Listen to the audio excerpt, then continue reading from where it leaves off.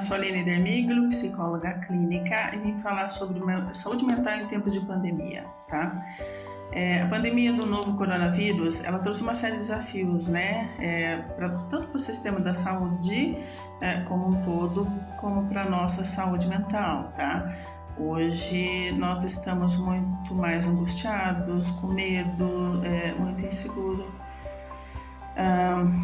Eu entendo que a pandemia ela trouxe uma quebra da nossa onipotência, de que a gente pode tudo, a gente faz tudo, nós temos o controle, não temos, tá? Pandemias existem desde que o mundo é mundo, né? O que torna ela, nesse caso, né, e ela se torna pandemia exatamente porque a gente não sabe como lidar com ela. A gente não tem todas as informações, então todo mundo está sendo afetado, né? Principalmente com o isolamento social, tá? Mesmo que de forma pontual, a gente vive uma angústia, um medo de ser infectado, tá?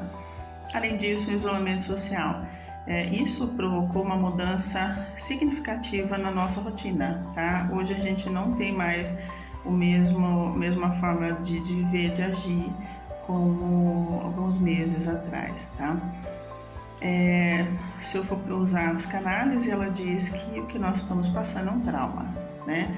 Trauma é uma dor que nós vivemos no passado e que volta e meia ela volta para nos assombrar, e é mais ou menos o que acontece hoje, tá? Apesar do isolamento, a pandemia, a obrigação de ficar em casa por todos ou quase todo mundo, cada um vai processar toda essa etapa de forma muito singular. A gente reage diferente, contextos diferentes. Tem gente que não sofre, tem gente que encara isso super bem, não tem nenhum sofrimento, mas tem gente que sofre, né? Tem gente que sofre bastante. Tem gente que consegue se expor e tem gente que guarda, tá? As marcas provocadas por esse trauma, né, a pandemia, ela vai ser percebida com o decorrer do tempo. Por enquanto, a gente não pode falar muito quais são as sequelas de tudo que está acontecendo, tá? Pensando que cada um reage de uma forma diferente e de acordo com a sua subjetividade, ou seja, a minha forma singular de reação, os sintomas também vão ser diferentes. Eu tenho um sintoma físico, emocional, cada um reage de uma forma, né? Tem algumas pessoas que sentem falta de ar, insônia, dificuldade para organizar as ideias, né? Até entendem que são sintomas da pandemia, mas não, pode ser sintomas emocionais. E alguns sintomas, alguns transtornos podem ser agravados nesse período, como por exemplo, depressão, transtornos de ansiedades no geral, tá? Como para alguns pode não ser nada, mas para outros realmente isso pode ter um peso muito grande, porque é a forma como eu reajo perante as situações diversas, tá? Dentro do contexto clínico, eu já percebi que os pacientes que já tinham um quadro ansioso, né, com esse novo cenário, eles estão muito mais, tá? Mesmo os que estavam mais controlados, não. Hoje eles estão bem ansiosos. Só que eu tenho que entender o seguinte, não é errado de hipótese alguma, forma alguma, eu ter esses tipos de sentimentos. Muito intenso, tá? Ficar com medo, angustiado, são sentimentos cabíveis agora, tá? Porque a gente teve que mudar completamente a nossa rotina, né? Então a gente mudou muito a nossa forma de agir e pensar. Isso não é sinal de que a gente está doente, eu entendo que nós estamos inseguros apenas. Agora, quando eu fico o tempo todo muito tomado por esses sentimentos, daí eu posso realmente eu posso ficar doente, eu posso estar agravando bastante, né, a minha questão psíquica, né, justamente porque cada um reage de uma forma. Tá? O que pode realmente agravar todas as questões emocionais e psíquicas? O fato da gente se cobrar muito, não só diante da pandemia, mas entendo que no geral a gente se cobra o tempo todo para ser produtivo, tá? E quando a gente não consegue, a gente se frustra. Com a pandemia, isso se agravou, porque muitos planos foram findados, muitos planos tiveram que ser modificados, né? Daí, consequentemente, toda aquela autocobrança, ela pode ficar pior, ela pode ficar excessiva, só que realmente eu não consigo fazer nada, né? Quanto à pandemia, eu não tenho mais realmente como controlar como era antes, né? Ou tentar fazer tudo certo, né? Ou tentar dar resultado. Às vezes eu consigo, né? E às vezes emocionalmente eu não tenho forças para fazer, tá? Nesse momento, então, que a gente tem que ser mais generoso com a gente, parar de se cobrar tanto e com as pessoas próximas de nós, tá? A gente, nesse momento, tem que tentar elaborar melhor todas as nossas frustrações, incertezas, mudanças, e recuar um pouco nas nossas exigências, né? Entender que se não der nesse momento, talvez no próximo a gente consiga, tá? Uma forma de mostrar como a gente está se reinventando, né, e tentando dar um novo formato. Isso causou um certo sofrimento, que é normal, são as aulas online, o home office, né? Então, para a gente não ficar o tempo todo isolado só dentro de casa, a vida tem que continuar, né? Então, a gente tem que trabalhar, a gente tem que ter aula, então a gente fez esse processo de adaptação, tá? Só que não é como antes, mas sim, é um novo contexto, que eu entendo que agora o pessoal começou a aprender a lidar melhor, tanto os professores como os alunos, e as empresas, como quem fica em casa, o trabalhador e a empresa, tá? Vamos falar um pouquinho de adaptação, né? Existem algumas gerações que a gente fala, né? Então, crianças, jovens, adultos, idosos, tá? Em relação aos jovens, né? Com o aumento do convívio familiar e o afastamento da escola, esse isolamento dentro de casa, no momento que é o mais crítico, exatamente porque nesse momento que eles mais critica a família e é o momento que eles mais têm que ficar com a família. Então é onde eles podem ter um sofrimento maior, mais angustiados, com mais medo, inseguros, porque a ideia é não se isolar, né? Mas nesse momento, querendo ou não, eles têm que se isolar completamente, tá? Recurso tecnológico, né, pode ajudar bastante a aproximação, né, com os amigos, né, com família, mas entendendo que sim, o sofrimento ainda continua exatamente porque alguns planos vão ter que ser interrompidos. Por exemplo, quem já ia se formar nesse ano, no começo do ano, talvez não tenha mais. Algumas festas de aniversário, alguns eventos importantes, não vai ter mais.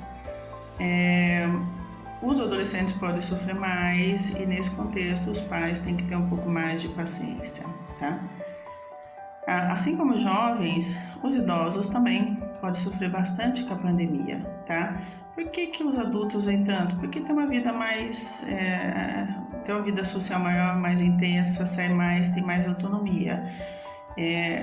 Gerações abaixo e acima normalmente são muito codependentes. Então, eles não têm muita autonomia e eles sofrem mais, né? Então, no caso dos idosos, eles vão sofrer bastante com o distanciamento da família. Então, ao contrário dos adolescentes, que sofrem pelo contato excessivo com a família, os idosos sofrem pelo distanciamento da família, tá? Tem gente que fica com medo, né? Assim, visita, não visito, vou, não vou, tenho contato, não contato, qual que é o certo e errado, a gente não sabe, né? Nesse momento, o melhor ainda é o isolamento, né? Mas muita gente ainda fica pensando nas consequências, né? Se posso ou não posso, né? Se é certo ou errado. O distanciamento social nessa época é o ideal exatamente para a gente não expor, para não contaminar as pessoas da família, né? Mas assim, eu não sei, a gente não tem como saber se tudo que a gente está fazendo está correto, tá? é tudo muito incerto, a gente não tem as respostas, né? Porque tudo mudou, o plano mudou, mas ainda vamos na linha do isolamento. Mas é a importância de ver o idoso e entender se realmente ele precisa de uma atenção especial, porque eles podem ficar muito deprimidos, tá? Com todas essas mudanças, com mudança de rotina, de forma de agir, a gente sempre tem que criar o desapego, né? Então, entender que muitos planos que a gente fez, a gente vai ter que reinventar ou reconstruir, tá? A gente tem que entender nesse contexto que a gente perdeu o controle, né? A gente não sabe mais ao certo como será o nosso dia a dia. Mesmo que a gente perceba que a vida está retomando um pouco, ainda assim a gente não sabe, né, como vai ser amanhã, quando a gente vai voltar 100%, quando vai estar tudo controlado, né, quando que a gente vai voltar a ter uma vida normal quanto antes. A gente não tinha essa informação, a gente não tem essa informação. Quem já tinha necessidade de controle antes da pandemia, provavelmente deve estar sofrendo bastante agora, né, justamente porque a gente perdeu o controle. Então, a gente está na era da incerteza, né? Então, a gente tem muita informação e nada certo, tá? Mesmo que tenha o relaxamento total de isolamento, ainda assim a gente não sabe como que vai ser, tá? Existem muitas informações, né, que pode nos deixar mais ansiosos e inseguros, então a gente tem que fazer filtro. Eu preciso ver ou ouvir o que é legal, bacana para mim. Se eu puder fazer atividade, eu faço. Procurar não trabalhar excessivamente por conta do contexto home office, né? Dividir casa, trabalho, filhos, né? Até mesmo porque tem a questão do filho estudando em casa e os pais também precisam ajudar mais. Eu preciso melhorar a minha relação com a família. Crianças devem brincar e ter rotinas. A gente tem que procurar sempre trazer coisa agradável pra gente. A gente também tem que ter muito atenção à nossa saúde, mas sem excessos, né? A gente tem que se cuidar corretamente, álcool em gel. A gente tem que manter o distanciamento, o uso de máscara, tá? Mas se eu, por exemplo, tiver uma tosse, isso quer dizer que eu estou contaminado, tá? Eu não posso já ficar em estado de alerta o tempo todo, já imaginando, porque na verdade isso só vai me causar muito sofrimento, tá? E para quem realmente não tem como se isolar, por exemplo, pessoas que precisavam trabalhar o tempo todo, o pessoal da área de saúde, né, sempre se apegar às informações corretas de órgãos competentes, né? Eu entendo que como a informação dos governantes não veio única, isso só gerou muito mais insegurança. Então, órgãos competentes e confiáveis são eles que a gente deve seguir. Mas o mais importante em tempos de pandemia, pergunte, converse, esteja próximo, nem que virtualmente, das pessoas da sua família, amigos, pessoal do trabalho, tá? Quanto mais a gente conversa, melhor a gente, mais informação a gente troca, menos dúvida a gente fica, para a gente conseguir passar por esse momento de forma mais tranquila, né? Para a gente não ficar tão incerto, né? O que é certo, se é errado, será que eu estou fazendo certo? Será que é isso mesmo? Né? Será que o que o vizinho falou é o mais indicado ou o que está na televisão, né? Na dúvida, consulta outras pessoas, pergunta, procura se informar. Isso tudo vai passar. Entendo que muita gente já passou pelo sofrimento de perder, e entenda que o não ter o velório em si, ter o velório é um momento de despedida, não ter o velório também compromete não,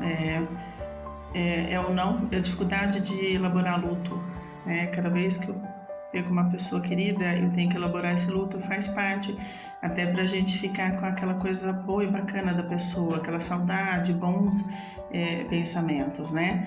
E como não tem o velório, isso acaba, não tem um contato durante a doença, não tem o velório, isso dificulta mais, tá? procure ajuda profissional se necessário, se você não estiver se sentindo bem, tá? Procure conversar com outras pessoas, mas principalmente faça filtro de informações, tá bom? Pegue informações bacanas, que são bacanas, informações que vão te ajudar nesse contexto. Logo a gente sai dessa, tá bom? Espero ter ajudado com essas informações. Obrigado pela atenção, tá?